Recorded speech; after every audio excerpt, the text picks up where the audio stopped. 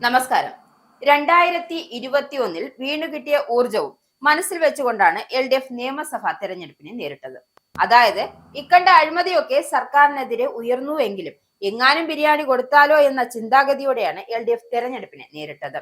10 കൊല്ലത്തിനുള്ളിൽ അനുഭവിച്ചറിഞ്ഞ എല്ലാ അഴിമതി കേസുകളും കേരളത്തിലെ ജനങ്ങളിൽ ഒരു കുലുക്കവും സൃഷ്ടിക്കില്ല എന്നതും, പ്രതിപക്ഷത്തുള്ളവർ പിണറായിയെ നേരിട്ട് ആക്രമിക്കാതെ മുഖ്യമന്ത്രിയുടെ ഓഫീസാണ് എല്ലാം ചെയ്തത് എന്ന് വിളിച്ചു പറയുമ്പോഴും അവിടെയൊക്കെ പിണറായി കൂടുതൽ കരുത്താർജിക്കുകയായിരുന്നു. മറിച്ചു നോക്കിയാൽ പിണറായി വിജയൻ നേരിട്ട് ആക്രമിച്ചത് മാണിയെയും കുഞ്ഞാലിക്കുട്ടിയെയും ഉമ്മൻചാണ്ടിയെയും കരുണാകരനെയുമാണ്. ആ ആക്രമണങ്ങളിൽ അവിടെയൊക്കെ പ്രതിച്ഛായ തൽക്കാലത്തെങ്കിലും തകർക്കുവാൻ LDFന്, പ്രത്യേകിച്ച് CPMന് സാധിച്ചിരുന്നു. ശബരിമല സ്വർണ്ണക്കൊള്ള വിഷയം വന്നപ്പോഴും ആഗോള അയ്യപ്പ സംഗമത്തിൽ വിചാരിച്ചതുപോലെ ജനപങ്കാളിത്തം കുറഞ്ഞതും പ്രതിപക്ഷ നേതാവ് അതിനെ എതിർത്തതും സഹാക്കൾ കൂടുതൽ കരുത്താവുകയും ചില പ്രബല മാധ്യമങ്ങൾ അതിനെ സ്ഥിരമായി വാർത്തയാക്കുകയും ചെയ്തപ്പോൾ പിണറായിക്ക് മനസ്സിലായി ഇത് മറ്റുള്ള അഴിമതി കഥ പോലെ ആവില്ല എന്ന്. ഇതിൽ ജനം ഇളകുമെന്നതും പ്രതിപക്ഷം മുറുക്കി പിടിച്ചാൽ അത് ഭരണത്തെ ബാധിക്കുമെന്നും അദ്ദേഹത്തിന് പിടികിട്ടി. ത്രിതല പഞ്ചായത്ത് തിരഞ്ഞെടുപ്പ് വരെ പിണറായി 3.0 തുടരുമെന്നൊക്കെ പറയുന്നത് വൃഥാവിലാവുമെന്നത് പിണറായി വിജയനും മണം പിടിച്ചിരുന്നു. ത്രിതല പഞ്ചായത്ത് തിരഞ്ഞെടുപ്പുകൾ എപ്പോഴും LDFന് പ്രാമുഖ്യം കിട്ടുന്ന തിരഞ്ഞെടുപ്പുകൾ ആയിട്ട് പോലും ഇപ്പോൾ കിട്ടിയ തകർച്ചയിൽ നിന്നും തുടർഭരണം എന്നത് പിണറായി വിജയന് സ്വപ്നത്തിൽ പോലും ചിന്തിക്കാതെയായി.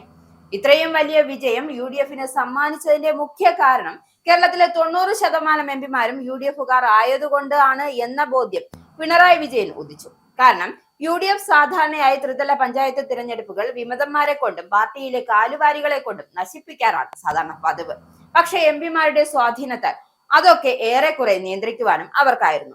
അതിനർത്ഥം കൂടുതൽ MPമാരെ ഇനിയെങ്കിലും ജയിപ്പിച്ചില്ല എങ്കിൽ പാർട്ടി ഒന്നടങ്കം അപകടത്തിലേക്ക് വീണുപോകും എന്ന തിരിച്ചറിവിലാണ് ഇത്തവണത്തെ സ്ഥാനാർത്ഥി നിർണയത്തിൽ പഴയ MLAമാരെ നിലനിർത്തുവാൻ തീരുമാനിച്ചതും പുതുമുഖങ്ങളെ ലോക്സഭാ തിരഞ്ഞെടുപ്പുകൾ സ്ഥാനാർത്ഥിയാക്കുവാൻ മാറ്റിവെച്ചതും.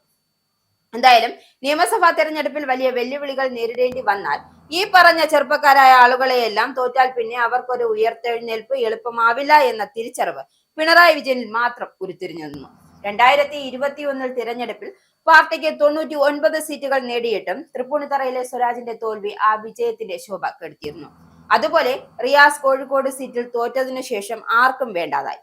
പിന്നെ മരുമോനായതാൽ പിന്നെയാണ് ഒരു പുതുജീവൻ കിട്ടിയത്.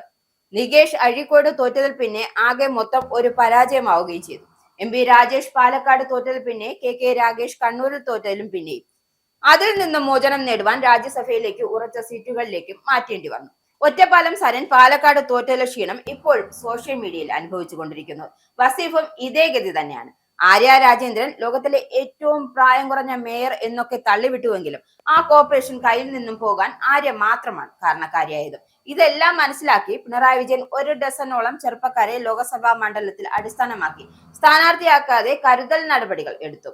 സ്പീക്കർ ഷംസീറിനെ കണ്ണൂർ ലോക്സഭാ മണ്ഡലത്തിലേക്കും സരിനെ പാലക്കാട് ലോക്സഭാ മണ്ഡലത്തിലേക്കും ആര്യയെ ആറ്റിങ്ങലിലേക്കും ചിന്താ ജെറോനെ ആലപ്പുഴയിലേക്കും വസീഫിനെ പൊന്നാനിയിലേക്കും നേർച്ചക്കൊഴികളായി നിർത്തിയിരിക്കുകയാണ്.